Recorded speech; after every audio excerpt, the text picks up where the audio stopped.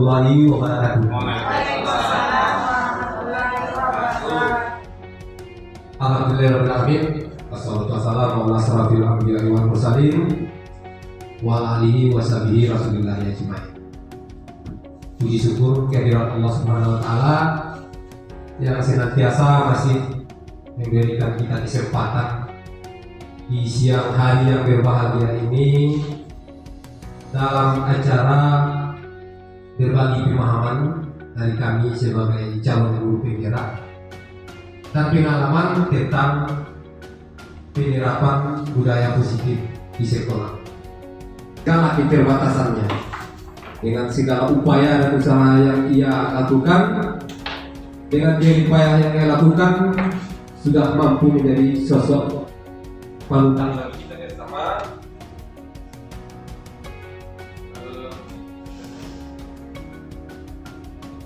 Memutar balik zaman dari peradaban yang sangat hina sekali menuju ke alam yang sebahagia-bahagianya seperti yang kita rasakan pada saat sekarang ini.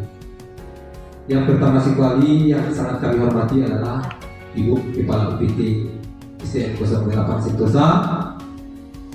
Yang kedua, bapak-bapak, ibu-ibu, rekan guru, senior dan juga junior yang sudah menyempatkan diri ikut terlibat di dalam proses berbagi pengalaman dan pemahaman terhadap budaya positif di sekolah kita.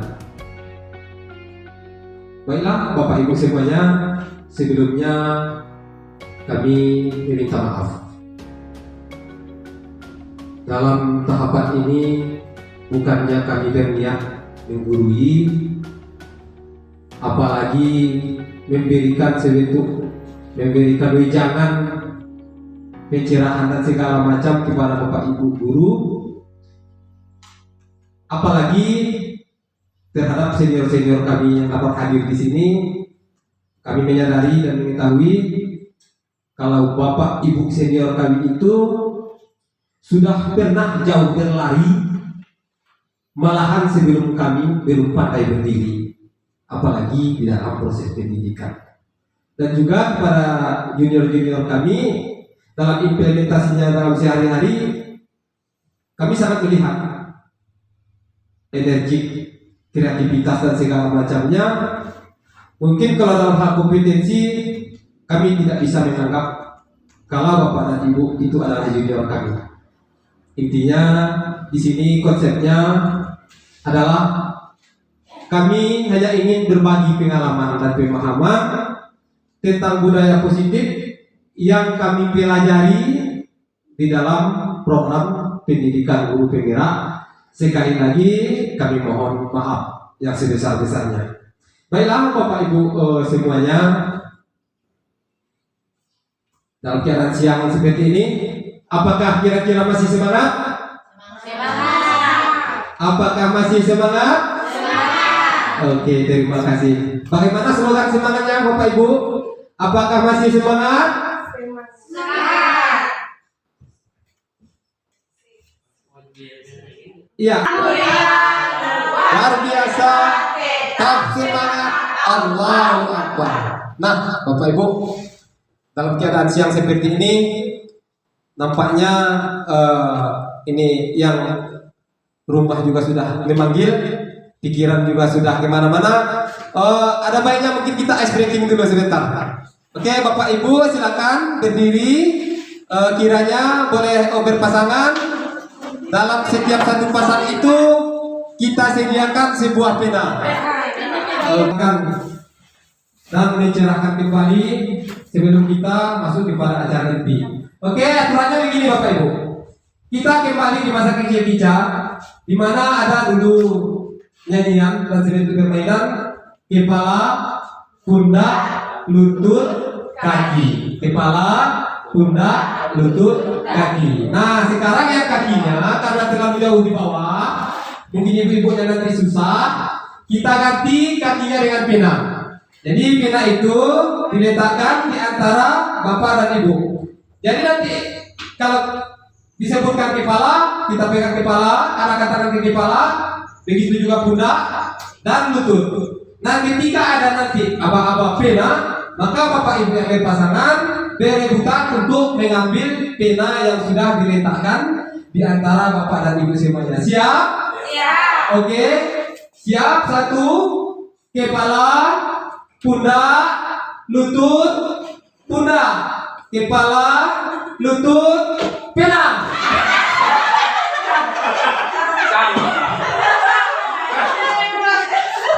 Iya. Ya. Bilangin udah pas 1-0. Oh, 1-0. Cuma Pak ada hukumannya juga Pak, ada juga konsekuensinya. Bagi yang tidak mendapat pena tadi dalam rebutan, menyalami pasangannya yang memenangkan rebutan pena. Oke, setelah ini, itu tadi masih percobaan. Oke, kita mulai lagi.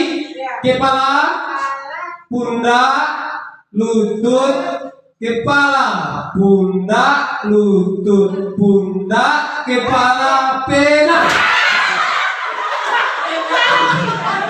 Oke, silakan bisa lagi. Oke, terima kasih Bapak Ibu. Bapak Ibu silakan kembali ke tempat duduk masing-masing. Saya Rinal, calon guru PMERA angkatan 8 sebagai guru SDN 08 Sentosa, Kecamatan 2 Koto. Di mana sebagai tema kita pada hari ini adalah budaya positif. Sebelumnya saya ingin bertanya kepada Bapak Ibu, ketika kita mendengar kata-kata budaya positif, kira-kira apa yang terlintas di dalam pikiran kita?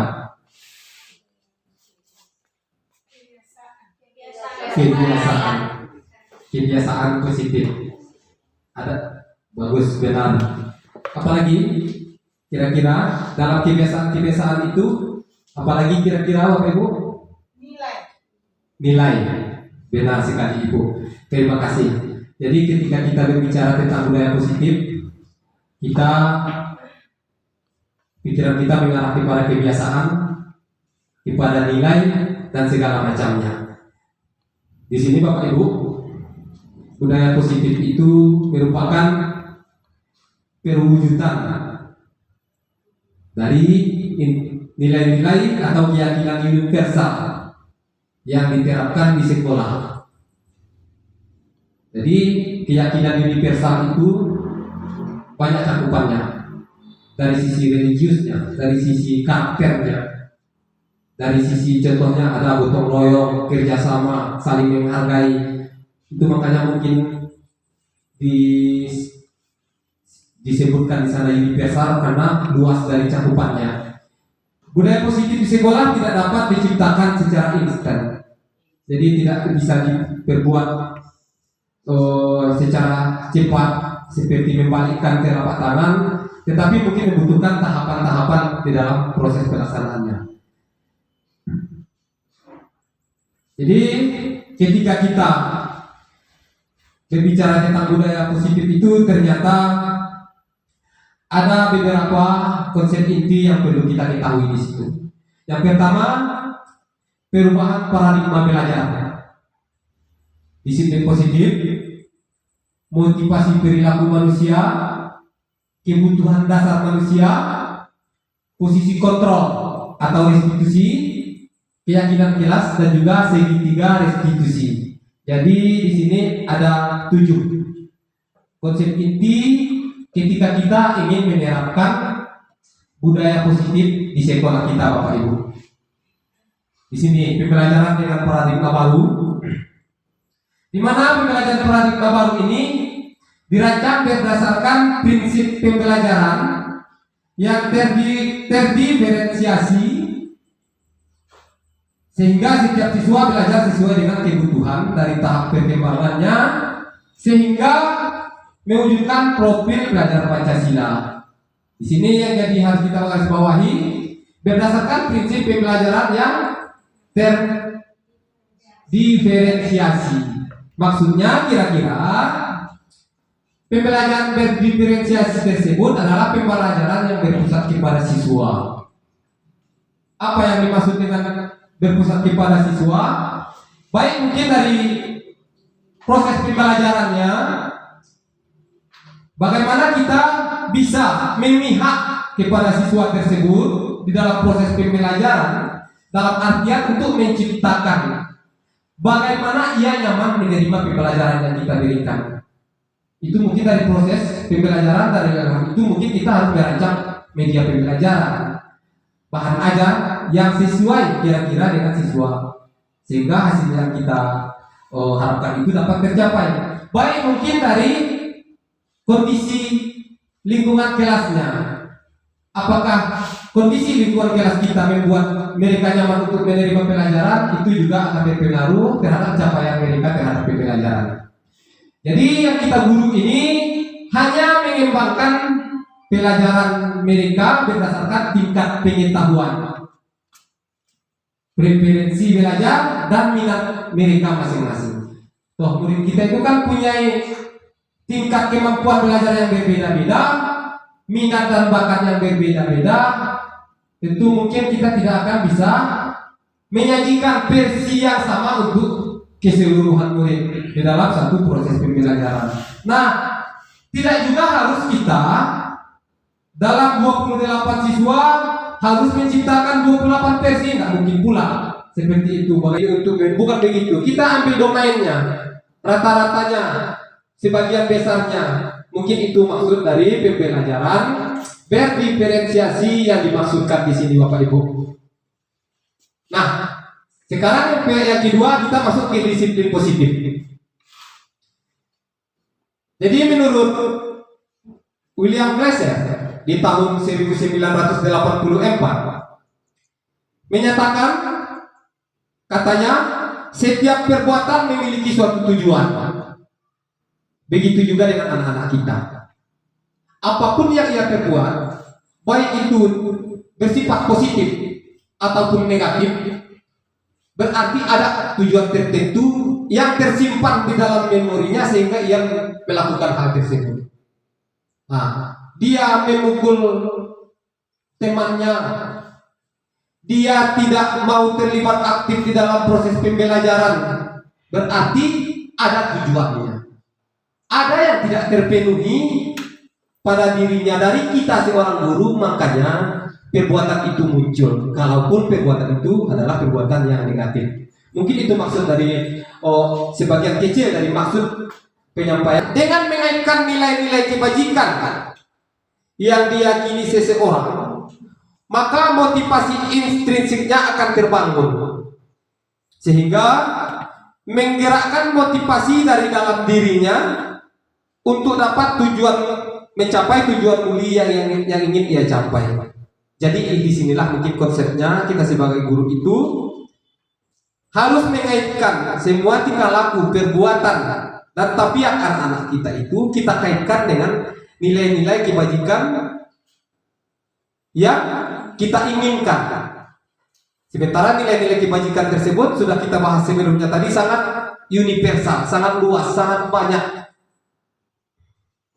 Berikutnya, jadi dari sini dapat kita simpulkan kalau disiplin positif itu merupakan pendekatan, suatu trik pendekatan dalam pendidikan untuk melakukan kontrol diri dan pembentukan motivasi intrinsik. Jadi Bapak Ibu sudah beberapa kali tadi di sini ada kata-kata motivasi intrinsik, berarti ada motivasi ekstrinsik, kan begitu Bapak Ibu. Maksud motivasi intrinsik di sini memunculkan motivasi keinginan anak untuk bertindak dan berbuat itu sekiranya munculnya dari dalam dirinya.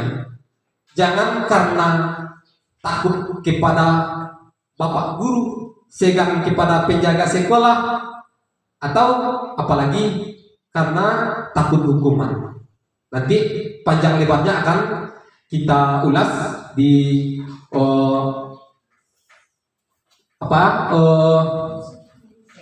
segmen berikutnya. Masih disiplin positif.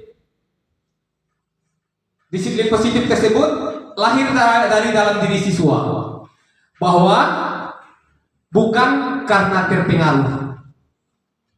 Mungkin itu kutipan dari yang disebut motivasi intrinsik tersebut muncul dari hatinya sendiri, dari dirinya sendiri. Oh, toh saya harus berbuat seperti ini karena inilah yang sebenarnya. Mungkin itulah nilai-nilai kebajikan yang ada pada dirinya. Yang kedua, bertujuan untuk menumbuhkan kesadaran. Nah, ketika seseorang itu berbuat baik karena hanya takut ini dan takut ini, berarti seseorang tersebut belum tumbuh kesadaran di dalam dirinya, karena masih ada karenanya, alasan lain yang datangnya dari luar. Disiplin diri yang mempelajari bagaimana cara kita mengontrol diri dan bagaimana menguasai diri untuk memilih tindakan yang mengacu pada nilai-nilai yang kita hargai. Jadi di sini di disiplin diri ini kita mempelajari tersebut yang tujuannya untuk dapat mengontrol diri, menguasai diri, menahan diri terhadap tindakan-tindakan yang kira-kira akan kita lakukan yang bernilai negatif ketika nilai-nilai disiplin positif tersebut tidak ada pada diri kita. Bapak Ibu semuanya masih semangat? Oke, terima kasih Bapak Ibu. Yang berikutnya, disiplin positif itu tujuannya menciptakan anak-anak yang memiliki disiplin diri, sehingga mereka bisa berperilaku dengan mengacu pada nilai-nilai kebajikan universal dan memiliki motivasi intrinsik bukan ekstrinsik. Nah, itu yang mungkin yang kami masukkan tadi. Sekiranya ada sesuatu hal pun yang mereka lakukan yang bernilai positif yang kita harapkan sebagai seorang guru kepada anak-anak kita, itu hendaknya munculnya dari dalam diri mereka sendiri, bukan karena mengharapkan penghargaan, mengharapkan perhatian, takut pada hukuman, dan takut kepada konsekuensi atas perbuatan mereka tersebut. Nah, di sini Bapak Ibu, masih William Glaser, ini salah seorang ahli pikir dunia yang sangat terkenal, apalagi statement-statementnya, pendapat-pendapatnya yang sudah dipatenkan di berbagai buku, apalagi terkait dengan dunia pendidikan, psikologi, perkembangan anak. Beliau menyatakan seluruh tindakan manusia memiliki tujuan tertentu, yaitu memenuhi kebutuhan hidupnya. Apapun yang mereka lakukan itu tujuannya adalah untuk memenuhi kebutuhan hidupnya, sekalipun yang mereka perbuat itu adalah hal yang negatif. Tapi itulah cara mereka untuk menyatakan kepada kita sebagai orang dewasa, gurunya, bahwa tujuannya adalah untuk memenuhi kebutuhannya, dalam artian yang ia merasa kalau kebutuhannya itu tidak kita berikan. Yang pertama, kebutuhan dasar manusia itu adalah kebutuhan untuk bertahan hidup. Mungkin kebutuhan bertahan hidup ini lebih besarnya ke fisiologi, kebutuhan untuk makan, kebutuhan untuk tempat tinggal, kebutuhan intinya dalam hal ini bagaimana ia yang dia tidak akan peduli apakah tindakannya tersebut bersifat positif ataupun negatif. Itulah kebutuhan dasar manusia yang pertama. Yang kedua, kebutuhan akan kasih sayang dan rasa diterima. Nah, mungkin ini Bapak Ibu yang paling besar yang kita temukan di sekolah kita. Terkadang anak kita tidak mau aktif dan selalu bertele-tele di dalam proses pembelajaran, selalu berbuat yang ia enaknya saja. Mungkin dia membutuhkan kasih sayang, mungkin dia merasa tidak diperhatikan.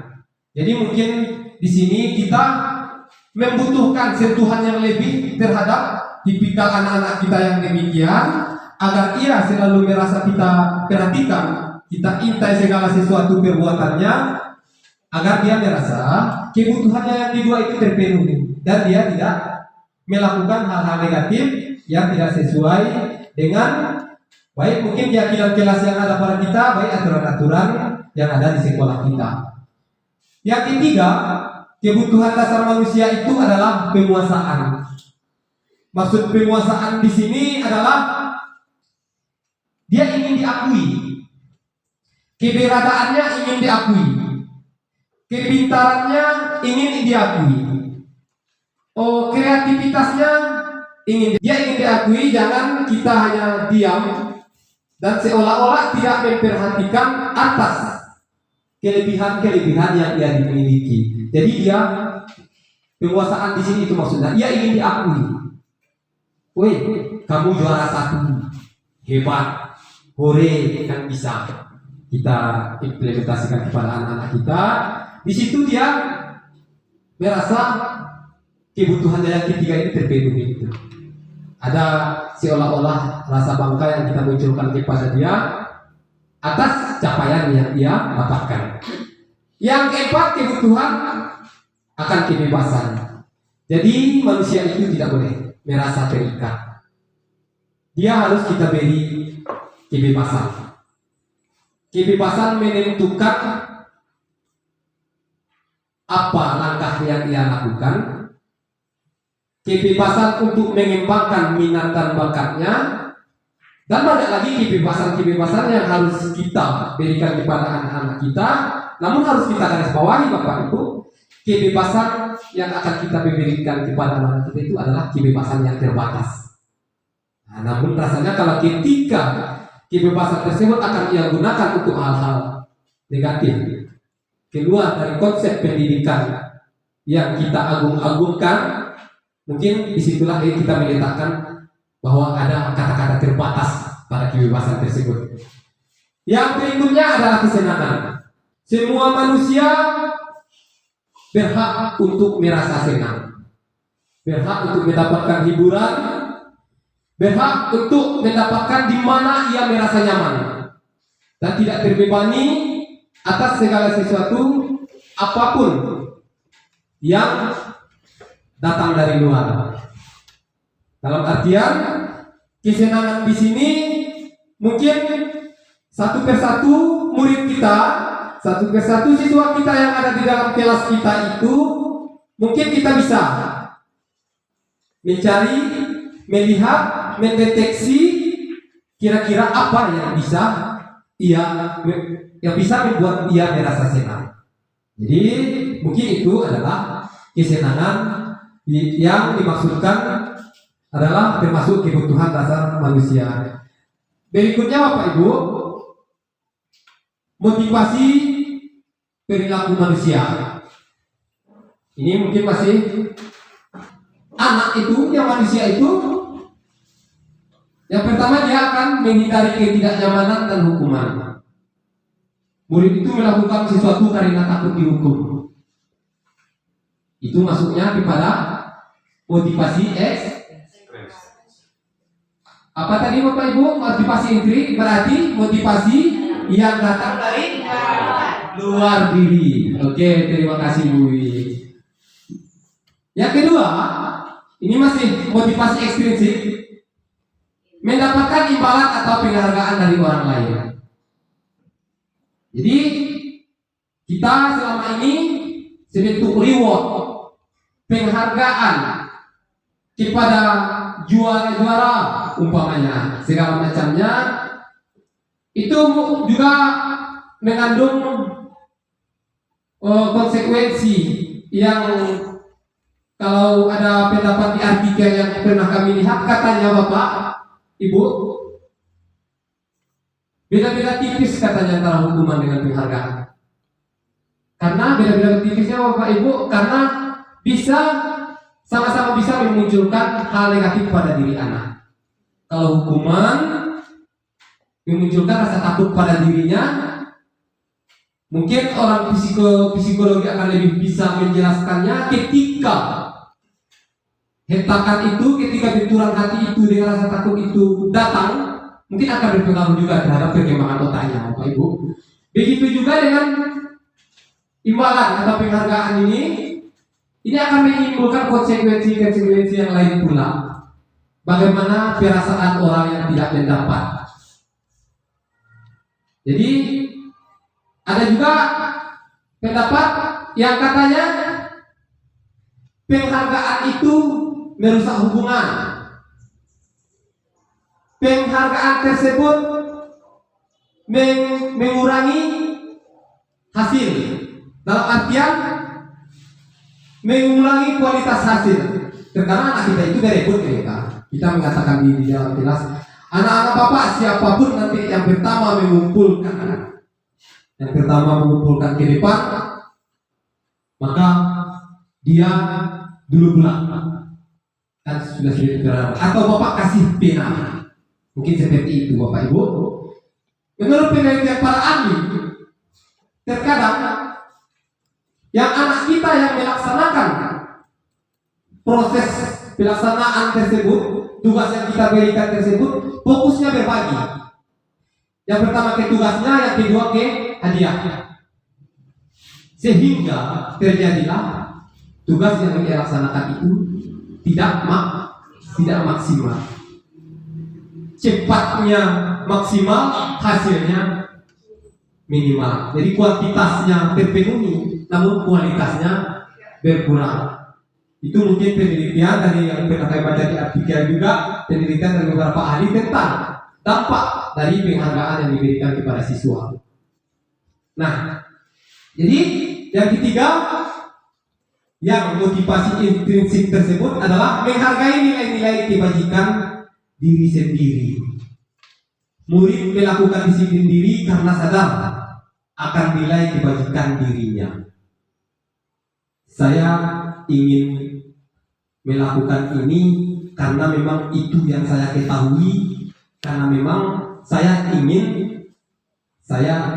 adalah orang yang memiliki nilai-nilai kebajikan di dalam diri saya. Bukan karena takut dihukum oleh bapak ibu gurunya, bukan demi mengharapkan penghargaan atau sebentuk reward, tapi memang dasarnya muncul dari dalam dirinya sendiri. Lanjut kita bapak ibu. Di sini ada konsep disiplin. Sudah dia melakukan kesalahan karena takut dihukum, mesti dia menyembunyikan kesalahannya. Jadi double lah istilahnya disiplin positif yang dilanggar oleh siswa kita. Jadi, nah, bagaimana kalau dia tidak menyembunyikannya, diketahui oleh bersama-sama rekan-rekannya, ditahu oleh seluruh guru, maka akan menimbulkan rasa rendah diri pada dirinya. Dalam artian tertanamlah istilahnya emen negatif di dalam dirinya, dia merasa rendah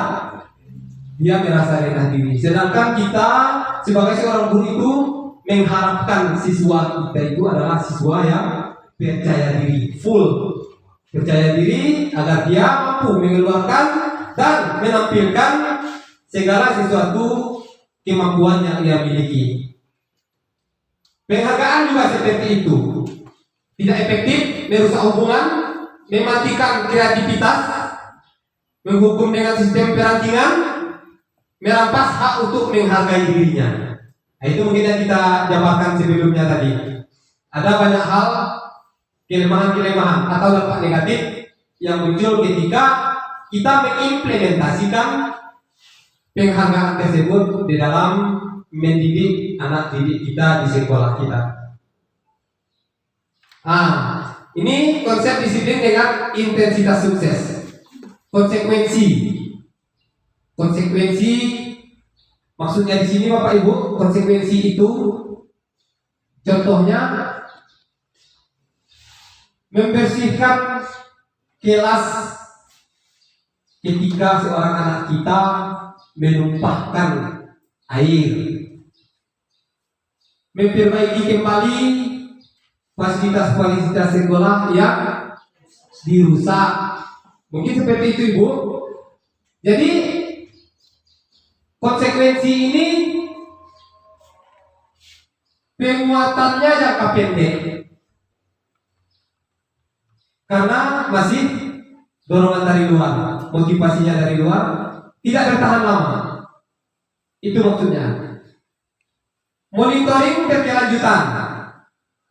Itu untuk mengatasi itu kita harus melakukannya setiap hari kah? menerapkan konsekuensi kasih tiap hari yang hanya masa berlakunya hanya untuk 1 hari, besoknya lupa lagi anak-anak kita Bapak Ibu. Adanya stimulus dan respon, murid menghormati peraturan, dia hanya menghormati peraturan, bukan memahami dan mentaati. Murid kehilangan waktu untuk merenungi kesalahannya. Tidak ada waktunya. Nah, ketika konsekuensi itu sudah kita jalankan, ya selesai, habis perkara. Tidak ada yang akan ia bawa pulang, yang akan ia simpan di kepalanya sebagai bahan renungan, yang besar kemungkinan besoknya akan berulang lagi. Tidak ada ketangan seperti itu. Nah, disinilah Bapak Ibu di dalam proses pendidikan CGP yang kami jalani itu disajikanlah restitusi. Murid bertanggung jawab untuk perilakunya, fokus pada pembicaraan masalah jangka panjang. Murid menghormati dirinya dan orang lain. Dirinya memegang kontrol. Nah, nanti bisa kita jelaskan itu apa maksud dari poin-poin ini. Murid bersemangat memperbaiki kesalahan. Ada nanti Bapak Ibu penjelasan tentang ini. Nah, di sini kita masuk ke pengertian restitusi dulu, di mana restitusi adalah proses menciptakan kondisi bagi murid untuk memperbaiki kesalahan mereka. Jadi mereka kesempatan untuk memperbaiki kesalahan mereka sehingga mereka kembali ke kelompok mereka dengan karakter yang lebih kuat, dengan karakter yang lebih bagus.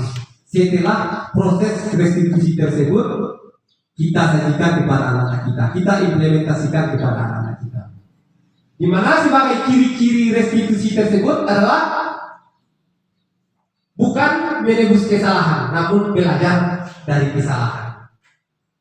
Nanti ada tahapannya, ada 3 tahapan nanti di proses.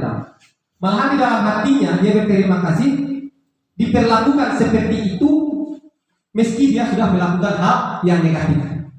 Jadi tawaran bukan paksaan, menawarkan. Dia sendiri, kita bertanya, kita menawarkan kepada dia konsekuensi apa dan segala macamnya, itu mungkin kita memberikan tawaran bukan paksaan. Hoi, lari 2 keliling lapangan sekolah itu paksaan. Mungkin kita arahnya tidak ke sana. Kalau kita menganut restitusi yang memang rasanya akan kita terapkan pada siswa kita. Menuntut untuk melihat ke dalam diri. Nah, disinilah Bapak Ibu upaya kita untuk memunculkan motivasi intrinsik yang ada pada diri anak kita. Mencari kebutuhan dasar yang mendasari tindakan. Fokus pada karakter bukan tindakan, menguatkan dan fokus pada solusi. Next Bapak Ibu, hukuman ada 3 macam ya. Yang selalu kita berikan kepada murid-murid kita di sekolah itu ada 3 macam. Tergantung cara kita itu nanti kita mengkategorikannya dia masuknya di mana. Cuma jujur, saya sendiri selama ini sebelum proses pendidikan CGP kami jalani, mungkin kami arahnya 98%-nya maksudnya ke kiri Bapak Ibu. Hukuman sedikit-sedikit hukuman.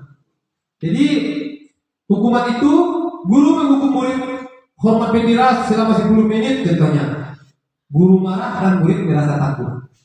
Guru marah, murid merasa takut, dan hubungan retak antara guru dan murid, muncul dendam, sifatnya hanya sementara. Jadi mungkin ada nilai-nilai positif yang akan kita temukan di situ Bapak Ibu. Konsekuensi, contohnya guru memberikan konsekuensi untuk mengerjakan PR-nya saat istirahat atau dikerjakan sebanyak 3 kali lipat. Itu bukan hukuman Bapak Ibu, bukan restitusi, tetapi itu konsekuensi. Memang kalau kita pikir selama ini konsekuensi itu halal ya Bapak Ibu. Memang kita rasakan kenapa? Ini contohnya dia hadir yang kawan-kawannya semua mengerjakan PR sementara dia tidak, kan wajar kita menyuruh dia mengerjakannya sebelum masuk kembali untuk belajar bersama dengan kawan-kawannya. Ternyata di dalam paradigma pembelajaran baru itu masuknya ke dalam konsekuensi. Guru tegas dan siswa menghormati peraturan. Kembali ke permasalahan tadi, dia hanya menghormati peraturan. Dan mungkin karena munculnya sifat dendam, hubungan yang sudah pecah tadi, dengan dia menghormati peraturan tersebut, mungkin dia menghilangkan rasa hormatnya kepada kita sebagai bapak ibu guru yang mengajar beliau. Nah, yang ketiga ini restitusi. Nah, inilah yang akan kita aduk bapak ibu di dalam proses memecahkan permasalahan yang dilakukan oleh siswa-siswa kita. Contohnya, guru menanyakan keyakinan kelas atau diri dan membantu siswa menyelesaikan permasalahannya. Guru terbuka dan siswa menghormati dirinya dan orang lain. Setelah ini ada nanti tahapan dari restitusi itu. Di situ kita jelaskan apa maksud dari guru terbuka dan siswa menghormati dirinya dan orang lain. Begini Bapak Ibu. Jadi posisi kontrol tersebut ada, dapat kita simpulkan posisi kontrol tersebut ada 5: penghukum, pembuat orang merasa bersalah sebagai teman, monitor atau pemantau, dan yang kelima manajer. Nah, yang kelima inilah Bapak Ibu yang seharusnya yang kita implementasikan di sekolah kita di dalam menyelesaikan permasalahan siswa-siswi kita di sekolah. Nah, yang manajer inilah Bapak Ibu yang menggunakan tahapan segitiga restitusi yang akan kita bahas setelah ini. Jadi, kalaupun kita merasa kita sebagai mengibaratkan kita sebagai temannya itu mungkin masih ada tersimpan efek-efek negatif. Kenapa? Contohnya sebagai teman, sekali, 2 kali kita memperlakukan dia sebagai teman, yang ketiga kalinya mungkin dia sudah dia pula yang melambung tinggi. Kan Bapak Ibu? Jadi yang manajer. Contoh penerapan posisi kontrol tersebut. Yang penghukum contohnya begini Bapak Ibu. Patuhi aturan sekolah, lalu berdiri di depan barisan, atau hormat bendera 5 menit, atau lari keliling lapangan 2 kali. Itu mungkin contoh dari yang sering. Saya sendiri pun sering melakukannya selama ini. Sebelum pembelajaran dan pendidikan CGP ini saya jalani, ternyata itu masuknya ke PASE atau ke penghukum. Berikutnya, membuat rasa bersalah. Gimana? Membuat rasa bersalah tersebut, kita umpamanya mengucapkan begini kepada anak-anak kita. Beberapa kali Bu Guru harus memberitahu kamu, Bu Guru kecewa sama kamu. Halus Bapak memang. Tetapi dengan ucapan tersebut dia akan merasa bersalah. Disitulah munculnya efek negatif di dalam dirinya. Dia akan menyimpan rasa bersalah tersebut entah beberapa lama tergantung psikologi anaknya, dan tentu tidak akan berdampak positif terhadap proses pembelajaran selanjutnya yang akan dia jalani, karena dia fokusnya ke situ, ke rasa bersalahnya itu. Yang berikutnya Bapak Ibu, sebagai teman, ayolah yang tertib, buat Bu Guru bangga kali ini tidak apa-apa kamu salah. Karena akan seperti itu kita kepada anak kita ketika memposisikan dia sebagai teman. Mungkin ini akan manjur Bapak Ibu 1 kali, di 2 kali, yang ketiganya yang Bapak itu nanti katanya tak apa-apa salah, paling-paling nanti disuruhnya duduk kembali, kan seperti itu. Itulah mungkin efek negatif yang akan muncul ketika kita menerapkan posisi kontrol sebagai teman. Berikutnya, pemantau. Contohnya begini Bapak Ibu, kamu sudah melanggar apa peraturan dan apa konsekuensinya. Kita memantau saja. Kita tanya dia apa yang ia langgar, dan kita suruh dia menyebutkan apa konsekuensinya. Kamu terlambat, kira-kira apa hukuman untuk kamu? Apa yang akan kamu lakukan untuk menebus keterlambatan kamu itu? Mungkin seperti itu Bapak Ibu, kita kepada murid kita ketika kita memerangkan diri sebagai pemantau di dalam mengontrol para siswa kita. Yang manajer itu, apakah kamu tahu kesalahan? Kira-kira bagaimana kamu akan memperbaiki kesalahan ini? Nah, mungkin di sini nanti Bapak Ibu akan ada cuplikan restitusi yang pernah kami lakukan, di mana ada tahapan-tahapannya Bapak Ibu.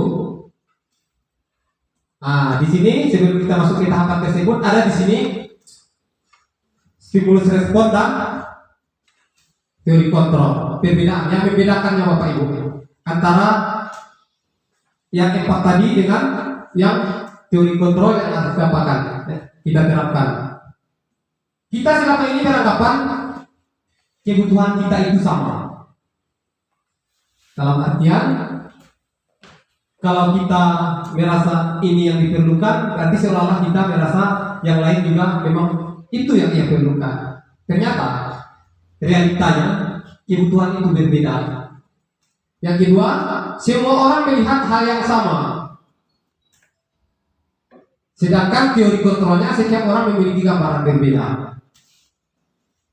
Seseorang itu melihat sesuatu hal itu, menilai di dalam dirinya tentang sesuatu hal yang terjadi itu tidak sama Bapak Ibu.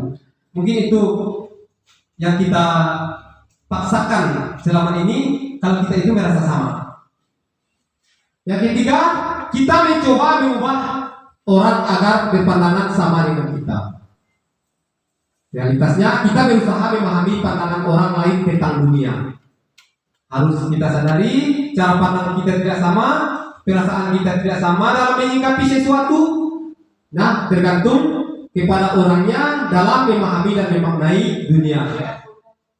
Perilaku buruk dilihat sebagai satu kesalahan. Sementara tadi sudah kita jelaskan, semua perilaku yang dilakukan oleh manusia itu atau anak-anak kita di sekolah itu mesti karena ada tujuan tertentu, mesti karena ada kebutuhannya yang tidak kita penuhi. Orang kita bisa mengontrol teman kita. Ternyata hanya kita sendiri yang bisa mengontrol diri. Yang anak kita juga seperti itu. Tidak. Kalaupun datangnya dari kita, namun kita tanamkan konsep agar dia itu mampu mengontrol diri sendiri dengan proses restitusi yang kita berikan. Saya bisa mengontrol orang lain, Anda tidak bisa mengontrol orang lain. Pemaksaan ada pada saat bujukan gagal. Kolaborasi dan konsensus menciptakan pilihan-pilihan baru. Katanya pemaksaan itu bisa saat bujukan gagal. Sudah beberapa kali Bapak Ibu kita bujuk anak kita itu. Hari pertama juga sudah 3 kali. Nah, kejadian yang keempat masih terjadi. Kalau menurut pendapat kita selama ini sudah 3 kali dibujuk, berarti pemaksaan lagi. Ternyata pemaksaan itu tidak ada artinya kalau dibandingkan dengan kolaborasi dibersamakan, kolaborasi kepada anak-anak kita. Kerjasama dengan beliau bagaimana bisa agar sesuatu hal yang negatif itu tidak terulang lagi. Nah, di sini yang terakhir itu model berpikir menang kalah. Sementara realitasnya yang diharapkan di sini kepada kita sebagai orang guru itu adalah model berpikir menang-menang. Nah, kita sebagai pengontrol menang mendapatkan hasil dan pada diri anak tertanam konsep tersebut dengan durasi yang sangat lama. Hubungan kita tidak pecah karena tidak ada penerapan hukuman. Tidak ada unsur dendam di dalam dirinya. Kalau selama ini kita menerapkan konsekuensi dan hukuman itu, kita menerapkan model berpikir menang kalah. Kita merasa menang, dia sudah kita hukum. Kan seperti itu. Nyatanya kita merasa menang, nyatanya kita yang kalah. Kalahnya bagaimana? Karena besok pasti terulang lagi. Nah, yang jelas yang kalah pertama itu si anak kita, karena akan tertanam efek-efek negatif seperti yang kita katakan tadi di awal pada dirinya ketika kita menerapkan konsekuensi hukuman. Baik Bapak Ibu, masih semangat? Tidak mungkinlah ice breaking pula di pertengahan jalannya Bapak Ibu. Sekarang, oke, Slogan semangatnya bagaimana tadi? Apakah masih semangat? Biasa. Oke, sekali lagi, masih tetap semangat Bapak Ibu?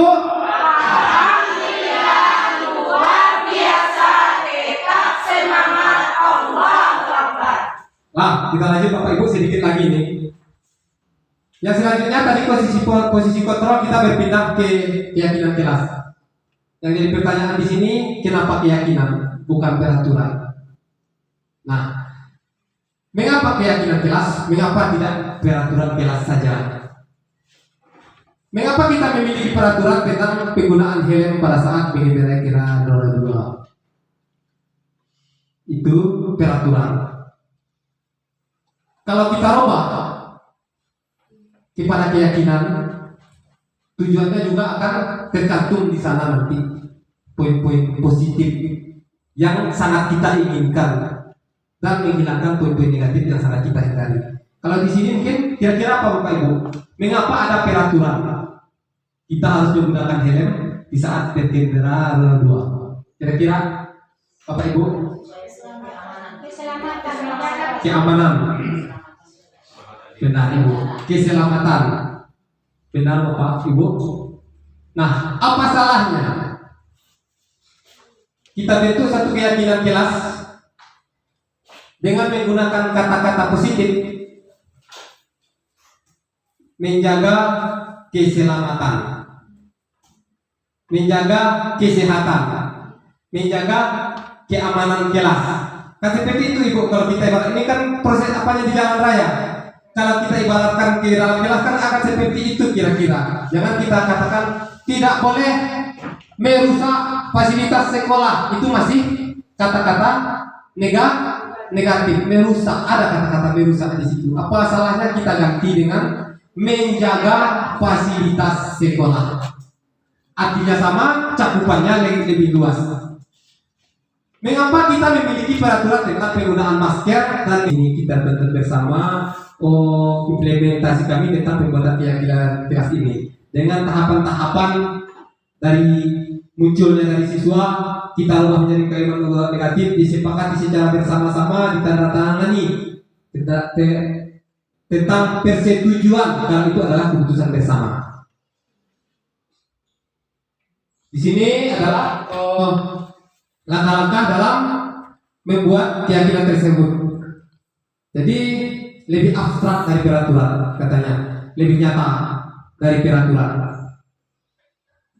Dibuat dalam bentuk positif, merubah kata-katanya tadi dari yang kalimat negatif menjadi kalimat positif, sesuai dengan kondisi sekolah agar mudah diterapkan. Jadi dalam membuat keyakinan kelas atau keyakinan sekolah ini tentu kita harus menyesuaikan dengan keadaan sekolah kita. Berupa pertanyaan universal. Jadi kembali kita ke universal tadi dengan cakupan yang sangat luas, nilai-nilai positif untuk menyentuh nilai-nilai positif yang ada yang akan kita munculkan dari anak-anak kita. Yang berikutnya sedikit saja Bapak Ibu, tak usah keyakinan kelas itu tak usah terlalu banyak agar mudah diingat dan mudah diterapkan karena di awal sudah kita kunci ada kata-kata universalnya Bapak Ibu. Satu kalimat, poin nomor 1 keyakinan kelas kita itu mungkin bisa untuk menyentuh beberapa karakter di sana. Semua warga kelas sekolah dilibatkan saat membuat. Kalau yang namanya keyakinan kelas berarti semua warga kelas. Dalam artian seluruh siswa dan guru kelasnya. Baik itu guru kelas, kalau di bidang studi tentu antara siswanya dengan guru bidang studinya, contohnya PJUK atau agama. Nah, kalau yang namanya keyakinan sekolah tentu harus melibatkan seluruh guru dan kepala sekolah. Mungkin itu perbedaannya Bapak Ibu, tergantung ruang lingkupnya saja yang membedakan antara keyakinan kelas dan keyakinan sekolah.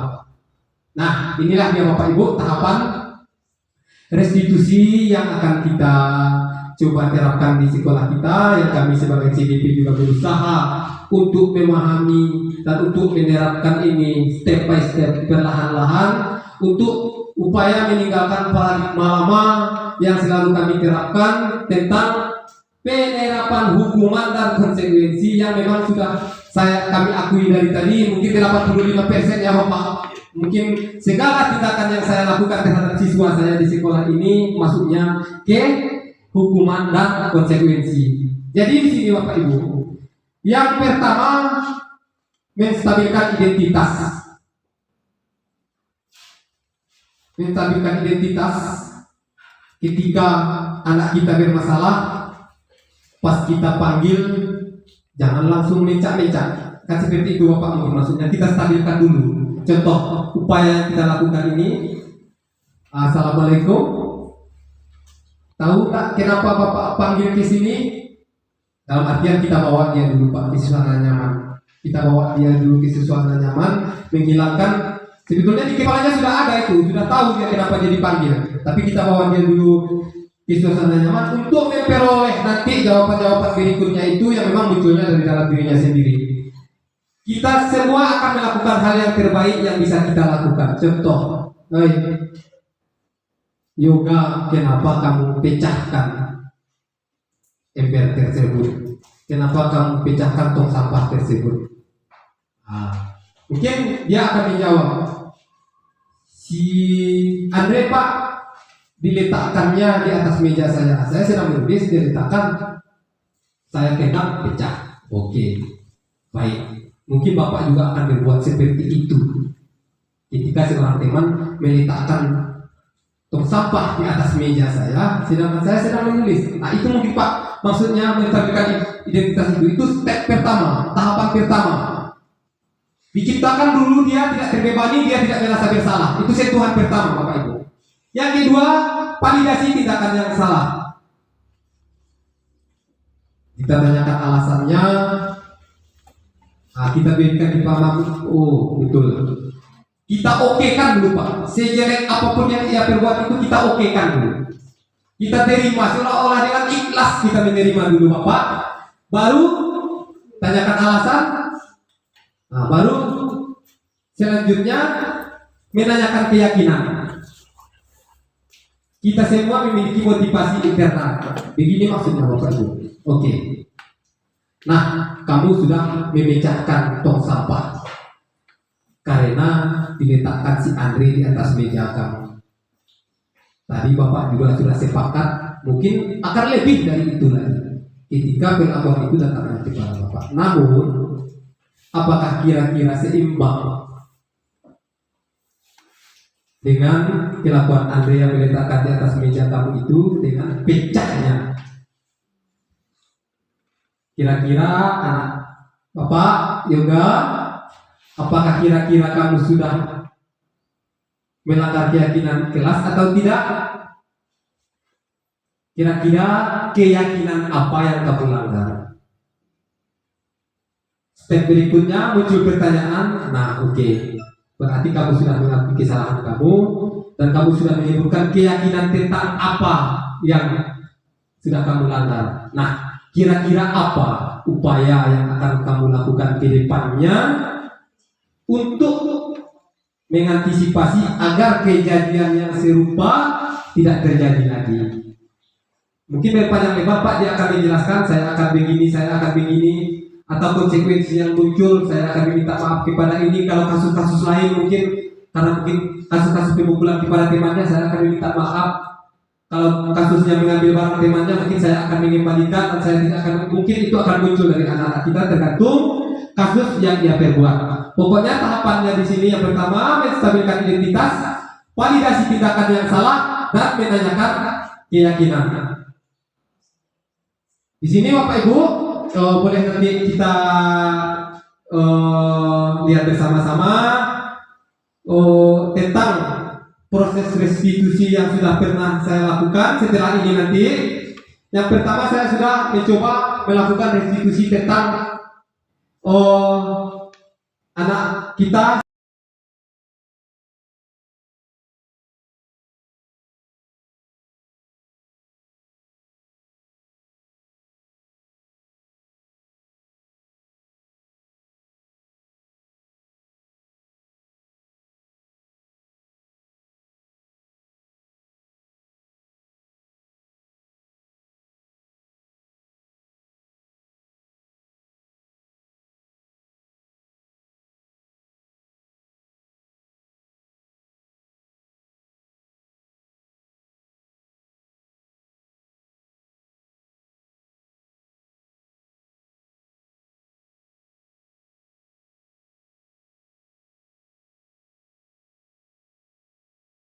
Salam.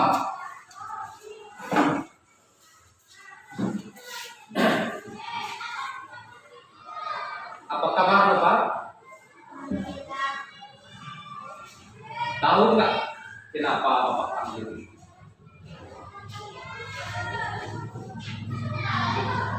Kata ketua kelas, kamu menendang sampai pecah. Betul kamu?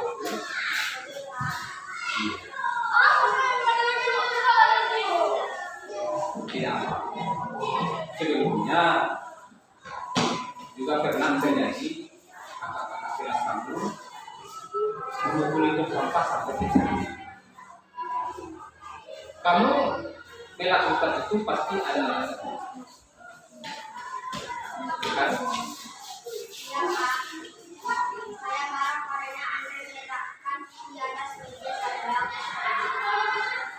Jadi kamu menendang tong sampah pecah karena Andre meletakkannya di atas meja kamu, sedangkan kamu sedang menulis, begitu. Nah, mungkin yang lainnya juga akan berbuat seperti itu ketika tong sampah diletakkan di atas meja kita sedang menulis. Tapi mana tahu Andre cuma niat bercanda, bukan? Perlukah kita panggilkan Andre? Tapi menurut kamu merusak barang-barang sekolah seperti tong sampah dan segala macamnya itu sesuai nggak dengan keyakinan kelas kita? Berarti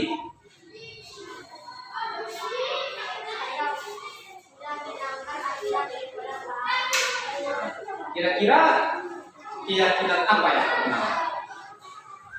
Saya merusak barang sekolah, Pak. Saya marah. Seharusnya Menjaga bersama, Pak. ya. Kira-kira apa yang akan kamu lakukan ke depannya atau untuk selanjutnya untuk menghindari hal-hal seperti itu? Saya akan menyelesaikan.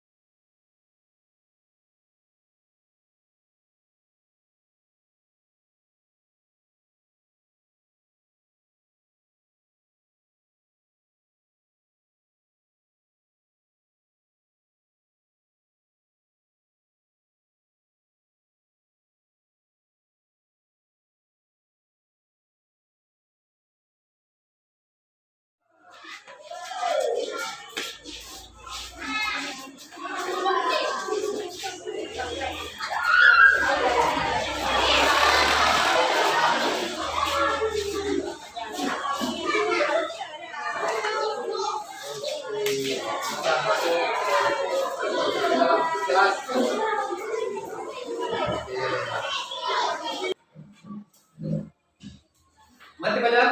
Selamat pagi anak bapak semuanya. Pagi, Pak. Siap untuk memulai pelajaran? Siap. Oke. Namun sebelum kita memulai pelajaran, marilah kita berdoa menurut agama dan kepercayaan masing-masing. Berhubung di kelas ini kita semuanya beragama Islam, umat Muslim, berarti kita berdoa secara Muslim. Oke, sekarang Bapak minta siapa yang akan memimpin doa? Oke, silakan. Fauzan Nasution. Siap, Prof. Dalam kita berdoa. Berdoa mulai.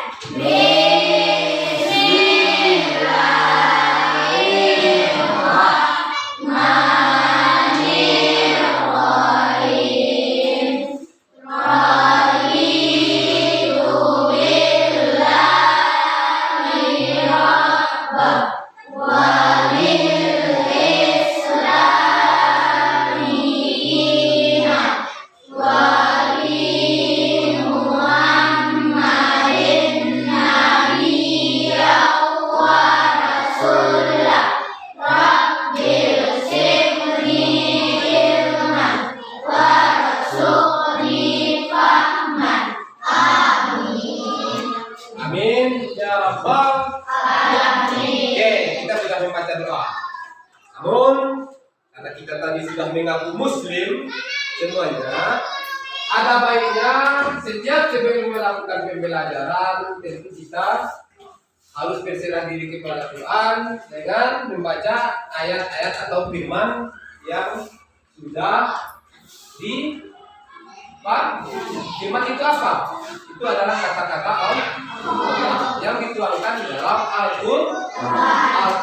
Sekarang kita kan di pertemuan keberapa ini? Pertemuan kedua. Oke, ada baiknya sekarang kita baca pula surat atau firman Allah ayat pendek. Nah, kita membaca ayat pendek saja ya. Surat yang kedua. Kira-kira surat apa itu? Oke, sekarang kita bersama-sama membaca surat An-Nas. Kita mulai. A'udzubillahi minasyaitonir rajim. Bismillahirrahmanirrahim.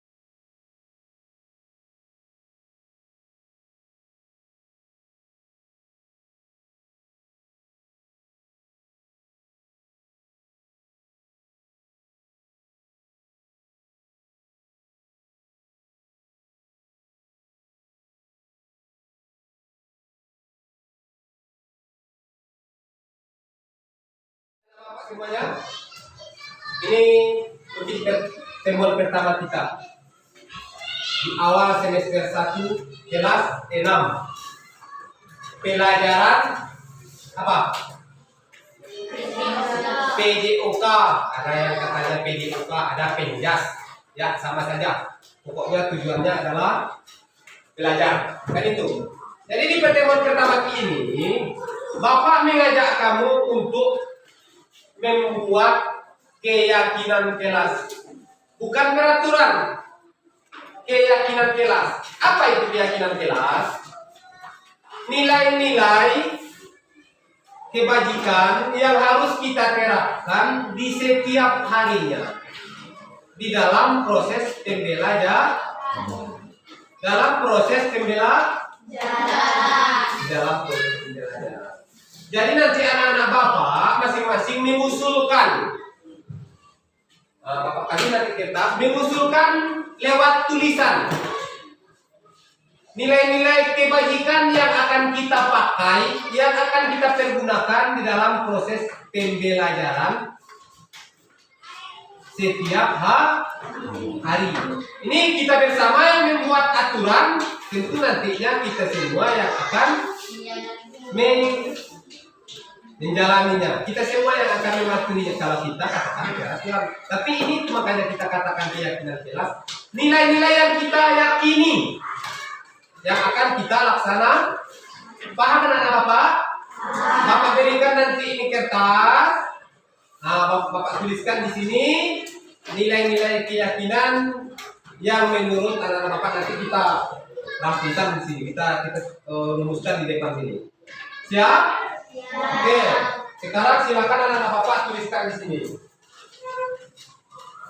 Masing-masing tuliskan. Apa yang terasa nilai-nilai kebajikan, keyakinan, atau aturan yang akan kita terapkan di kelas kita ini di saat menjalani proses pembelajaran penjas. Nah, kalau Bapak sudah menuliskan di kertas yang Bapak berikan itu, sekarang silakan satu persatu menempelkan pendapatnya di sini. Silakan dimulai. Satu persatu ya, jangan rebutan. Susun dengan baik ya. Oke. Silakan ditempel. Rapatkan biar muat ya nanti. Rapat biar muat. Oke.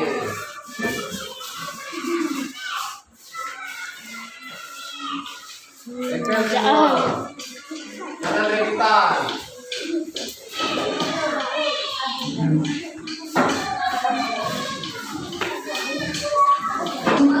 Wah, jatuh kertasnya. Nah, kita bersama-sama sudah mengumpulkannya di sini. Namun ini harus kita validasi. Karena tahu nanti ada yang sama. Jadi kita buat nanti menjadi, kita susun di sini menjadi satu keyakinan kita. Jadi kita validasi dulu. Ada tahu ada yang sama. Yang pertama di sini tanggung jawab.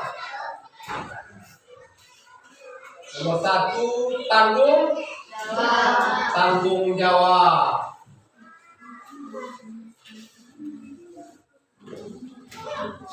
Yang kedua,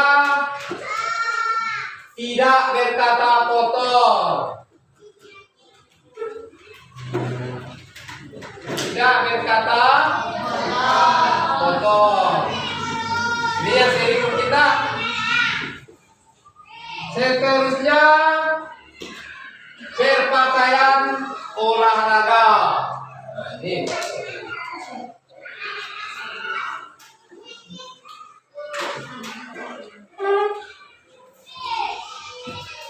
Siapa ya?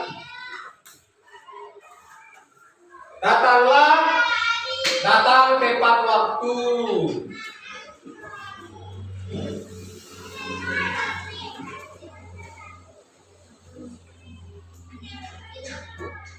Apalagi? Jangan membuang sampah sembarangan.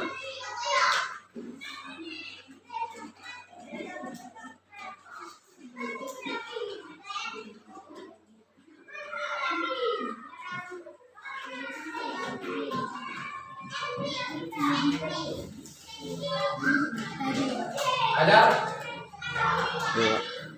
Tidak boleh makan saat jam pelajaran. Mati. Nah, ini sudah kita dapatkan. Mana tahu ada yang sama nanti kita keluarkan. Dan yang intinya, yang ini tanggung jawab. Yang pertama, ini harus kita ubah dulu menjadi kalimat positif. Kalau tanggung jawab, ya mungkin ini sudah positif nih, tanggung jawab. Yang kedua, tidak berkata kotor. Itu kan kata negatif. Apa kata positifnya? Berkata sopan.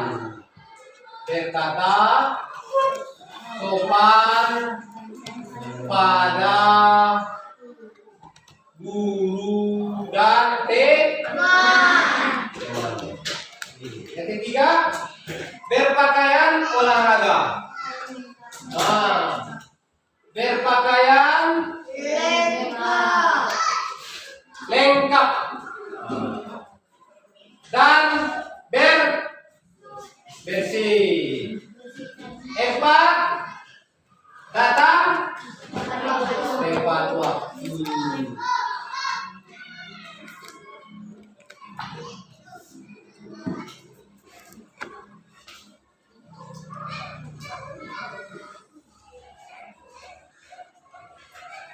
Tidak boleh makan saat belajar. Oke. Itu Bapak rasa sudah masuk ke sini enggak?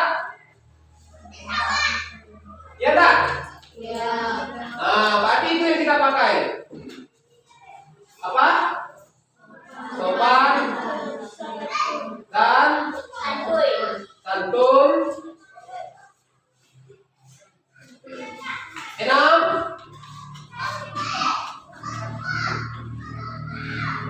disiplin. Ini mungkin sudah masuk di sini semuanya. Disiplin itu kategori besar. Sudah induknya itu sopan, datang tepat waktu itu sudah disiplin. Berpakaian lengkap juga sudah disiplin. Pajak. Nah, tadi dari masing-masing kita sudah menyampaikan kira-kira poin-poin yang akan menjadi keyakinan kelas kita di sini, dan sudah kita validasi di sini. Ada yang sama dan segala macamnya sudah kita validasi menjadi 10. Dan yang 10 ini masih kita lebih kerucutkan lagi. Juga ada yang sama atau masih dalam kategori disiplin ini tadi yang apa tuh? Yang banyak yang sama sudah kita jadikan menjadi kalimat positif. Jadi sekarang kita sudah temukan keyakinan kelas kita.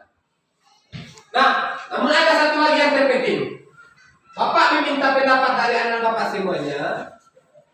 Kira-kira apa peran bapak di sini sebagai guru? Harapan Anda, peran bapak di sini untuk kita bisa mentaati ini secara bersama-sama. Harus bagaimana bapak menyikapi ini agar bisa kita amalkan secara bersama-sama. Siapa yang bisa? Bagaimana bapak kira-kira ini? Contohnya, bapak selalu mengingatkan setiap hari jika terjadi pelanggaran ini, bapak harus seperti ini. Kira-kira siapa yang bisa menceritakan? Satu kata saja boleh. Ajar. Aila? Berarti kalau tidak ada pendapat, berarti di sini bapak akan selalu mengingatkan Anda tentang ini. Harapan ini jangan ada yang menangkap. Ini bukan aturan yang bapak buat sendiri, namun yang kita berbuat secara bersama-sama. Keyakinan yang sudah kita bersama-sama yang harus kita yakini, yang sudah kita sepakati. Berarti tidak mungkin dong kita yang membuat, tentu kita pula yang melanggar. Jadi oke. Sekarang ini sudah kita buat. Tadi bapak sudah membuat berita acara tentang kesepakatan kita ini. Jadi kepada anak-anak bapak, sesuai panggilan bapak itu silakan kita datang bersama-sama. Tentunya kita bertanggung jawab dengan pendapat kita ini. Oke, bisa? Abdul Aziz, mana Abdul Aziz? Sini, silakan kita datang. Oh, sini videonya.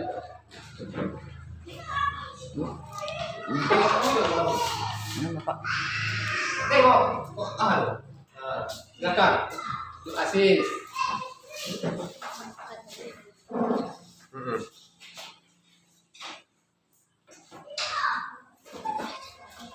Panggil yang setelah Anda siapa lagi?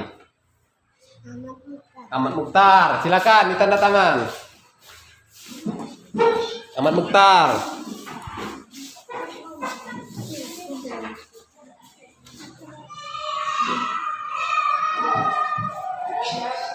Nah.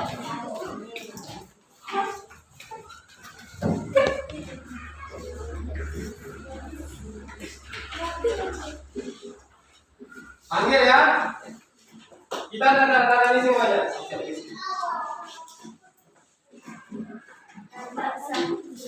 Darmansa.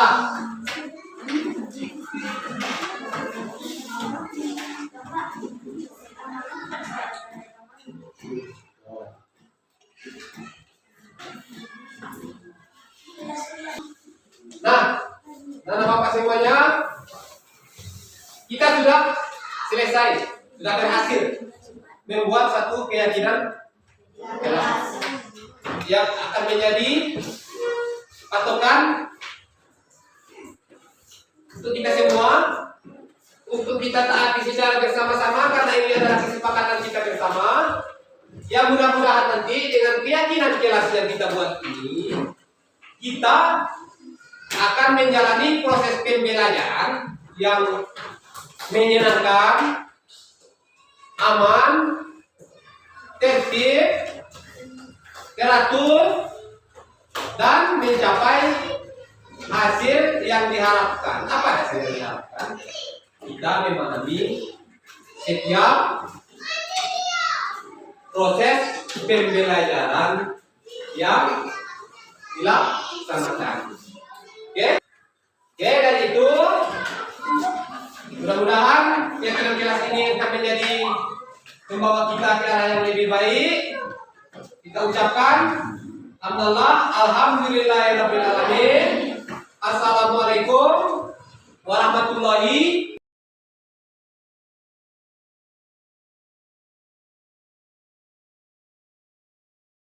Jadi kesimpulannya Bapak Ibu, dalam penerapan program disiplin positif, hendaknya kita sebagai guru memiliki standar kepribadian, profesional dan sosial yang baik, di mana guru mampu merefleksi pada posisi kontrolnya saat ini.